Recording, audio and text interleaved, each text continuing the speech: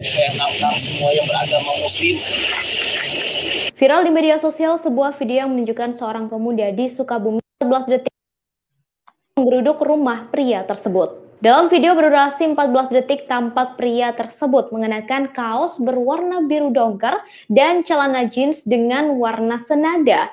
Rambut pria itu berwarna blonde dan berkumis tipis. Ia terlihat membawa kitab suci sambil membukanya, lalu mengucapkan kalimat pantangan untuk umat Islam ke kamera. Dalam video tersebut, pria itu menyebut namanya Dika Eka, lalu membuka halaman kitab dan menginjaknya. Dikutip dari tribunjabar.id. Iya, Assalamualaikum warahmatullahi wabarakatuh. Berjumpa lagi dengan saya, Dr. Akal ya, di channel kesayangan kita, Debat Panas. Ya, pada kesempatan ini kita akan membahas tentang satu orang pria yang tiba-tiba entah kesurupan apa ya. Saya rasa ini kesurupan roh Bahudin dan juga rohnya Paul Jang tentunya. Sehingga dia nekat ya. Dia nekat menginjak Al-Quran dan menantang semua umat Islam. Ya, dia katakan ya bahwa dia si Eka ini menantang umat Muslim untuk menginjak Quran. Dan video tersebut dia unggah ya di media sosialnya sehingga viral. Video 14 detik tersebut ya yang diunggah oleh pria yang bernama Dika Eka. Ini satu kejahatan yang luar biasa dan tentu saja ya bukan ucuk-ucuk dia melakukan itu. Dika Eka dicurigai merupakan pengikutnya Saifuddin dan Paul Jang, alias dia ini adalah pengagum dari dua orang ini. Nah, inilah yang jadi masalah. Karena adanya orang-orang seperti Paul Jang dan juga Saifuddin, sehingga akan banyak orang-orang yang makin gak waras di Indonesia. Jadi kita minta kepada pihak kepolisian untuk menindak tegas nih. Kalau memang Paul Jang dan Saifuddin nggak bisa ditangkap, minimal pengikut-pengikutnya yang harus ditangkap, yang masih ada di Indonesia. Biar ada efek jerah. Ya, biar ada efek jerah, kalau nggak akan seperti ini terus. Akan terus-terusan terjadi yang namanya penistaan agama, karena mereka merasa inilah cara untuk viral, inilah cara untuk terkenal, inilah cara supaya banyak orang yang berdonasi. Ya, saya nggak tahu roh Paul Jang atau roh Saifuddin yang menghinggapi Dika Eka. Antara dua itulah, kalau nggak Paul Jang ya Saifuddin ya. Jadi Dika Eka ini mendadak viral karena berhasil menantang ini umat Muslim dengan menginjak Quran. Inilah saya bilang, orang itu bisa terkenal karena dua hal. Satu, karena prestasinya. Dua, karena sensasinya. Banyak kan, oten-oten karena gagal, ya, membuat prestasi, mau nggak mau, mereka buat sensasi. Sama kayak Mbah Udin ya. Mbah Udin dikit-dikit merasa dirinya terkenal, mengatakan orang lain pansos, ya. Mengatakan orang lain tuh pansos dengan namanya. Bukankah dia sendiri pansos? Jual-jual nama Pak Mahfud MD, jual-jual Ma'ruf Amin, ya, jual-jual nama Pak Yusuf Kala. Kamu yang pansos. Kalau Saifuddin ini sama, Paul Jang juga sama. Mereka ini cuma bisa sensasi, prestasi nol.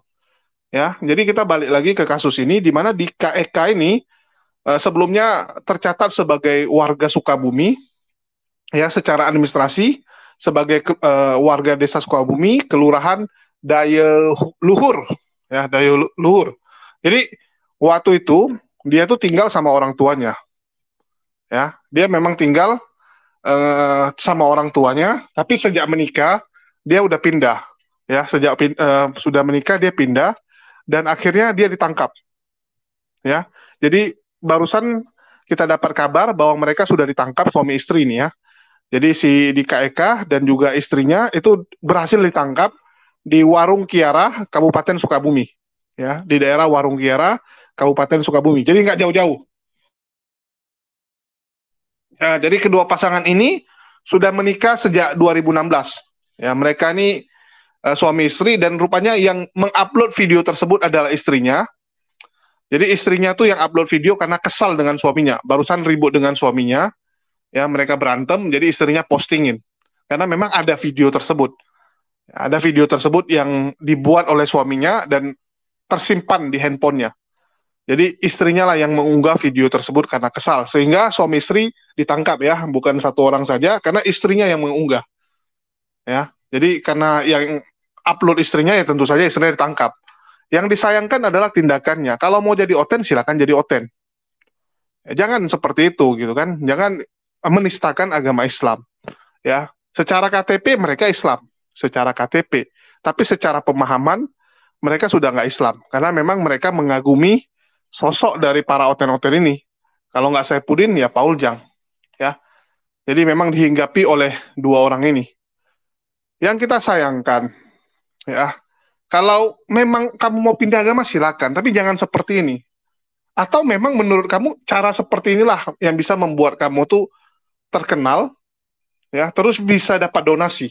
Dan orang-orang seperti inilah, teman-teman akan lihat ya, teman-teman akan lihat orang-orang seperti inilah yang nanti setelah keluar dari penjara akan direkrut oleh para oten-oten paukers untuk menjadi misionaris. Nah, ini bentar lagi. Ya, nanti akan ada tim penginjilan yang merekrut mereka dua. Suami istri ini ya, Dika, ya, si Dika ini. Nanti akan direkrut ini untuk jadi misionaris berikutnya, pengganti KC, pengganti Saifuddin. Mereka senang gitu. Jadi suami istri ini memang mungkin mengincar itu juga ya. Dika Eka ini mengincar itu. Nanti dia di penjara akan dijumpai oleh para misionaris, ya, terus akan ditawari gitu kan, bersaksi. Kalau keluar dari penjara nanti mereka akan jadi tim penginjilan yang luar biasa karena mereka punya dendam juga dengan Islam. Nanti kan mereka akan merasa, wah, saya masuk penjara karena Islam, saya akan balas gitu kan, saya akan balas, saya akan menjadi Saifuddin berikutnya. Ya, mereka inilah yang akan menjadi sosok-sosok Saifuddin berikutnya. Inilah saya minta kepada kepolisian untuk segera menindak tegas orang-orang seperti ini, bahaya kalau dibiarkan. Ya, jadi bukan hanya si Eka ini aja, bukan hanya Dika ini, nanti akan lanjut nih kepada oten-oten lainnya. Karena mereka punya jagoan, ya, dua, satu di kiri dan kanan, Paul Jang dan Saifuddin yang aman-aman. Udah aman, duitnya banyak. Jadi motivasi bagi mereka untuk meniru hal tersebut ya. Jadi inilah yang kita sayangkan. Ya, kita sayangkan kalau memang nggak ada tindakan tegas di Indonesia, nggak ada efek jerah. Selama nggak ada efek jerah, ya orang akan terus-terusan seperti ini, Pak Polisi. Ya, saya minta adalah tindakan khusus ya, perihal penistaan agama ini. Dan ya. Di Kamis 5 Mei 2022, Marasegeram Geram, Laskar Fisabilillah dan Paguron Sapu Jagat langsung menggeruduk rumah Dika Eka. Insiden itu terjadi di Kampung Kolebari sambil membukanya, lalu mengucapkan. Nah, jadi jelas ya, saya agak mirisnya adalah kita melihat penista-penista ini tumbuh subur seperti jamur di musim hujan. Ya, berapa banyak penista agama yang muncul dalam 1 tahun terakhir ini karena Paul Jang dan juga Kosman, baru disusul Saifuddin yang sekarang menjadi jagoan baru. Ini bukan hal hal aneh. Kita melihat setahun belakangan ini berapa banyak Al-Quran yang diinjak, dibakar ya. Kita lihat ibu-ibu ya, baru beberapa bulan yang lalu menginjak-injak Quran juga. Berapa banyak ibu-ibu yang menginjak itu. Terus sekarang lagi muncul. Besok siapa lagi yang muncul ya? Ini baru injak. Nanti mungkin besok ada yang sobek-sobek terus buang di jalan gitu, di muka umum gitu kan, dengan beraninya mungkin lemparin dari lantai 3 rumahnya atau lempar dari atap satu gedung gitu kan. Ini kenapa? Karena memang nggak ada tindakan tegas, nggak ada efek jerahnya. Jadi roh Saifuddin dan roh Paul Jang ini meronta-ronta dan mencari-cari mangsa berikutnya. Ini penonton debat ini. Ya, Dika Eka ini termotivasi karena dia sering menonton Paul Jang. Ya, dia lihat, wah keren ini Paul Jang ini. Saya nanti kalau mau jadi oten seperti dia, keren. Ya, terkenal, banyak duit. Bisa dapat mobil, bisa dapat rumah. Sama kayak si Saifuddin gitu kan, dapat mobil, dikasih mobilnya. Ini akan memotivasi orang untuk meniru mereka. Jadi hal yang wajar lah. Ya, kalau besok-besok kita akan menemukan orang-orang seperti ini terus. Karena memang ya tidak ada hukuman yang membuat mereka jerah. Kecuali nanti ada hukuman yang membuat mereka jerah, orang akan berpikir 1000 kali kalau mau melakukan hal yang sama, ya, yaitu menistakan agama dan memberitakan berita hoaks. Mereka akan berpikir. Tapi kalau selama nggak ada hukuman yang buat efek jerah, ya mungkin ini akan terus terjadi ya. Jadi siap-siaplah teman-teman ya, siap-siaplah saudara-saudara. Ya, kita akan melihat banyak sekali penistaan-penistaan agama yang tumbuh subur di Indonesia. Ya, sekali lagi saya katakan ini akan terus tumbuh subur. Ya, karena memang tidak ada efek jerah. Walaupun suami istri sudah ditangkap ya, suami istri ini yang menginjak Quran ini sudah ditangkap, tapi saya nggak yakin ya, saya nggak yakin ini akan membuat efek jerah. Ini paling dapat penjara berapa tahun sih? 3 tahun, 4 tahun. Ya. Paling lama 3-4 tahun. Salah-salah mungkin setahun setengah udah keluar nanti realitanya. Setahun setengah udah keluar ya. Jadi yang saya takutkan nanti begitu mereka keluar, mereka direkrut sama tim misionaris dan mereka akan menjadi koseman berikutnya. Mereka akan jadi bumper kekristenan berikutnya ya. Ini yang saya takutkan. Ya, ini sih yang saya takutkan ya. Jadi walaupun sudah ditangkap, ini hanya masalah waktu ya. Dan mereka juga masih muda, ya. Mereka masih muda, sehingga begitu keluar mereka akan jadi misionaris yang tangguh. Bayangkan, Kosman yang sudah tua saja masih jadi misionaris, apalagi yang masih muda.